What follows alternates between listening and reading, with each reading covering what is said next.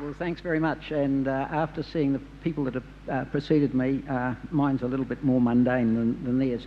But tonight we are to celebrate our 10-year anniversary, and we've been able to showcase actually only a few of the achievement of some of the brilliant individuals that have come through the program. They're just the tip of the iceberg you've seen tonight. And this, for me, is why the Spark experience has been one of the most outstanding of my career. And as you can see from the silver here, it's been a fairly lengthy one.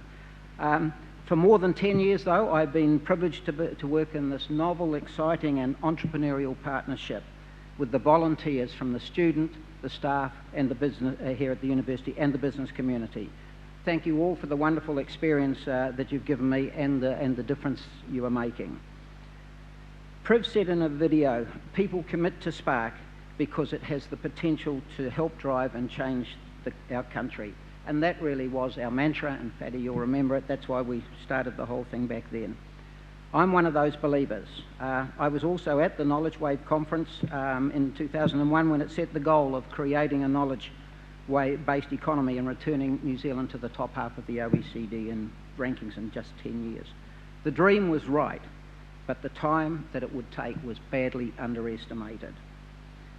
However, as our stories indicate that you've heard, we've made tremendous progress, and in particular in two critical components. Firstly, we've created this new breed of graduate, innovative, entrepreneurial, business savvy, globally aware. Having come through the Spark process, our alumni, as you've heard, are now starting to fill New Zealand's talent pipeline as they emerge on the next stage of their career. So they're introducing dynamism and knowledge into the ecosystem. And secondly, what we have, an economy can only create and grow a knowledge-based economy if it has established an entrepreneurial ecosystem. The diagram shows what we have today. A comparison with what we had around the time of the knowledge wave shows just how much was being accomplished. By the way, this building you're sitting in here tonight wasn't available then. It didn't exist, and neither did Spark. There were no incubators, accelerators, seed funds or angel investors. The venture capital industry had collapsed in the 1990s and was totally moribund. Professional service firms catered only to the major corporates. Startups who wanted advice, no chance, you can't pay for anybody who hasn't, you won't work for anyone who hasn't got any money. But how different it is today. There was no Kia or other global networks to help people go global. So we have now seen a wonderful ecosystem develop, and it's available, as Fatty was indicating, for anybody to use. Stuart mentioned the MIT reviewers who had come out here, and they were enormously impressed both by Spark and by other elements of the ecosystem.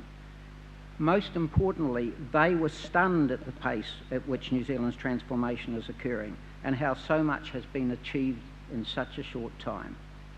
Other major famous hubs of innovation, even the famous ones, have taken decades to get where they are today. For instance, Silicon Valley, it's been going 7 decades. Boston's done 6. In Cambridge, in the UK, its transformation happened back in the 60s, over 5 decades ago. So really what they were saying to us is, remember, New Zealand is basically in its infancy. It's just going through that childhood stage.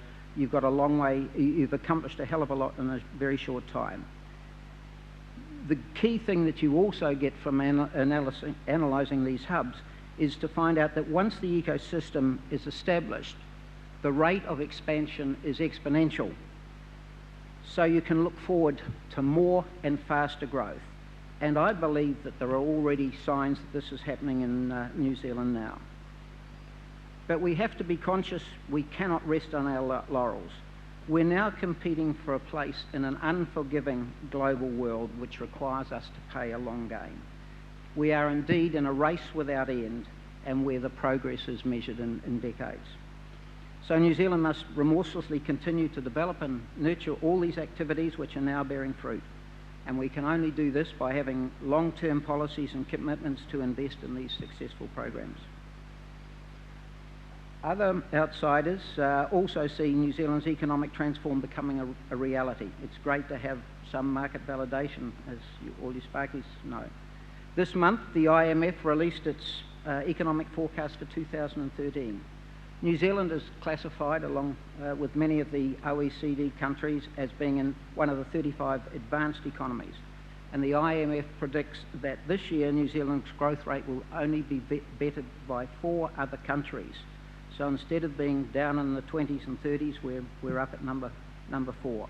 And they expect New Zealand to retain those sort of levels into 2014. So while there's no room for complacency, I hope that you can all see that if we continue to promote and grow our research and development activities and strongly expand our innovative and entrepreneurial capabilities, then New Zealand can be confident that the best is yet to come. And I hope that's a good message for November 2011. Sorry, 2014. Now, actually, just an item we wanted to be a complete surprise. To celebrate our first 10 years, we've created a new award for the Sparky of the Decade. The judges looked for a person who inspired leadership and support for Spark across the decade. And probably not surprisingly, you will understand the winner is Fatty Masriki. Yeah.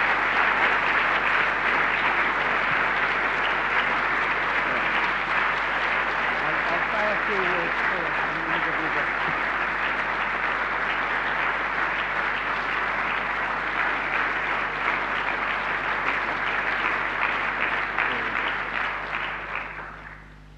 Fatty, and you've had a brief on his background. He was the inaugural committee in 2003, 2004 he was the CEO, who basically set Spark on its way to becoming the powerful organisation it is today.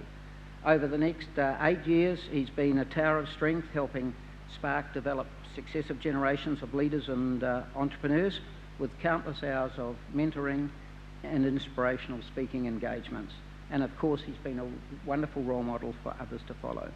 And on a personal note, Fatty, as you'd imagine, I'm very grateful to you. Thank you, Mrs.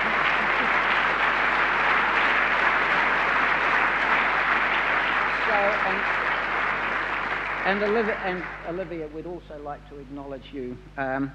Fatty, as you heard, has spent a lot of time on a plane, on away from home, and every time we at Spark ring up and ask Fatty, can he do something, he comes along, always with the support of Olivia. So, Olivia, perhaps you can join us on the stage.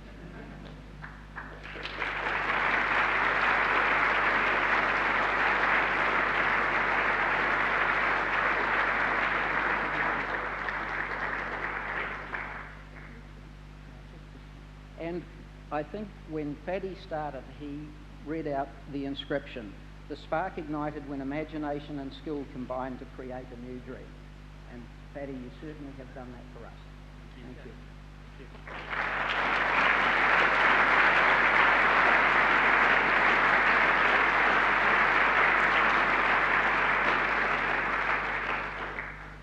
So that now draws to an end the celebration of Spark's momentous decade for those of us that have gone through it.